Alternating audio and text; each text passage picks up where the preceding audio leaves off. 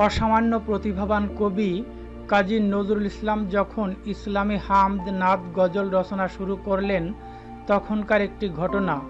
শিল্পী আব্বাস উদ্দিন একদিন অনেক খোঁজাখুঁজি করে নজরুলকে না পেয়ে সকালে তার বাসায় চলে গেলেন। বাসায় গিয়ে দেখলেন নজরুল গভীর মনোযোগ দিয়ে কি যেন লিখছেন। নজরুল ইশারায় আব্বাস উদ্দিনকে বসতে বললেন। আব্বাস উদ্দিন অনেকক্ষণ বসে থাকার পর জোহরের নামাজের সময় হলে তিনি উসখুস করতে লাগলেন। নজরুল বললেন, কি তাড়া আছে, যেতে হবে? আব্বাস উদ্দিন বললেন, ঠিক তাড়া নেই, তবে আমার জোহরের নামাজ পড়তে হবে, আর তোমার কাছে এসেছি একটা ইসলামিক গজল নেবার জন্য। গজল না নিয়ে আজ যাওয়া হচ্ছে না, এখানে বলে রাখা ভালো, নজরুলকে যেহেতু বাউন্ডুলের স্বভাবের কারণে পাওয়া যেত না, তাই সবাই তার কাছ থেকে এইভাবে লেখা আদায় করত। আব্বাস উদ্দিনের নামাজ পড়ার কথা শুনে নজরুল তড়িঘড়ি একটি পরিষ্কার চাদর তার ঘরের আলমারি থেকে বের করে বিছিয়ে দিলেন। এরপর আব্বাস উদ্দিন যথারীতি জোহরের নামাজ শেষ করার সঙ্গে সঙ্গে নজরুল তার হাতে একটি কাগজ ধরিয়ে দিয়ে বললেন, এই নাও তোমার গজল।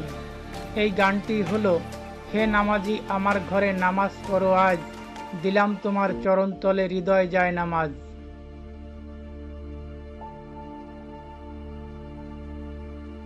লোকের নাম নিয়েও ব্যঙ্গ করতেন নজরুল। তখনকার নূর লাইব্রেরির মঈনুদ্দিন হোসেনকে তিনি বলতেন রয়টার, কারণ হোসেন সাহেব যে কোনো খবর সবার আগে কলকাতার সব পত্রিকা অফিসে দিয়ে আসতেন। নজরুলের বন্ধু মুসলিম ভারতের আফজাল উল হককে তিনি ডাকতেন ডাবজল বলে। শনিবারের চিঠির সজনীকান্ত দাসকে তিনি বলতেন সজনে ঘণ্ট খাস। মোহাম্মদী ও সওগাতের দ্বন্দ্ব যখন চরমে, নজরুলকে মোহাম্মদী যখন আজাজিল অক্ষা দেয়, তখন নজরুল আকরম খাঁর নাম দিয়েছিল বাগরম খাঁ। মোহাম্মদ ওয়াজেদ আলীকে তিনি ডাকতেন বুড়ো বলে, কারণ তিনি যুবক হয়েও বুড়োদের মতো যুক্তিতর্ক ছাড়া কথা বলতেন না। বিজলিধর নামে কবির এক ভক্ত অটোগ্রাফ নিতে এলে তিনি লিখে দিলেন বি জলি, অর্থাৎ হাসি খুশির মধ্যে থাকো।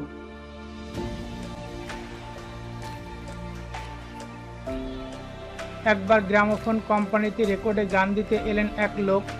লোকটিকে নজরুলের কাছে পাঠানো হলো তার গানের দৌড় পরীক্ষা করার জন্য। লোকটি হারমোনিয়াম নিয়ে কবির সামনে বসে গান শুরু না করে কথা শুরু করলেন।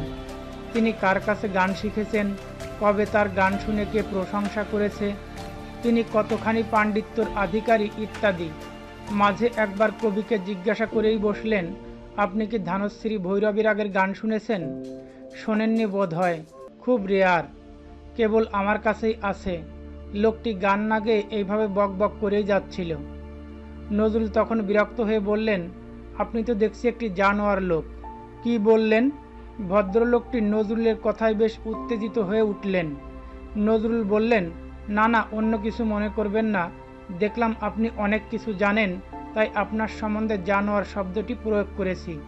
লোকটি হা করে বসে রইলেন।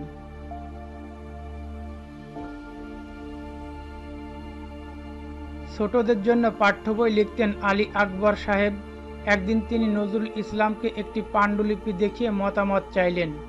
পুরো পাণ্ডুলিপি পড়ে নজরুল বললেন, আপনার পাণ্ডুলিপির ছড়াগুলো ছোটদের উপযোগী হয়নি, যদি বলেন তো আমি একটা ছড়া লিখে দিতে পারি। আলী আকবর সাহেব সঙ্গে সঙ্গে অনুরোধ করলেন নজরুলকে একটি ছড়া লিখে দেওয়ার জন্য।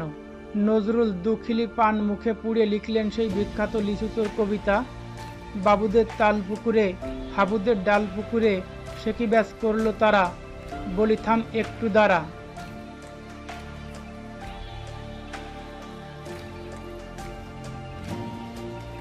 যমুনা পারের শহর সিরাজগঞ্জে নিখিল বঙ্গ মুসলিম সম্মেলনের আয়োজন করা হয়েছে। কাজী নজরুল ইসলাম সম্মেলনের সভাপতি। কবিকে উপলক্ষ করে দুপুরে বাংলোতে খাবার দাবারের ব্যাপক আয়োজন করা হয়েছে। অতিথিরা সবাই খেতে বসেছেন। খাবার পরিবেশনকারী ছেলেটি কবিকে প্রথমে এক টুকরো ইলিশ মাছ দিলেন।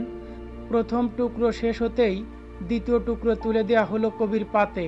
পদ্মার ইলিশ, কবি খেতে লাগলেন পরম তৃপ্তিতে। এবার তৃতীয় টুকরো দেওয়ার জন্য ছেলেটি কাছে আসতেই কবি তাকে বাধা দিয়ে বলে উঠলেন, আরে করছো কি, এত ইলিশ মাছ খেলে শেষকালে আমাকে বিড়ালে কামড়াবে যে।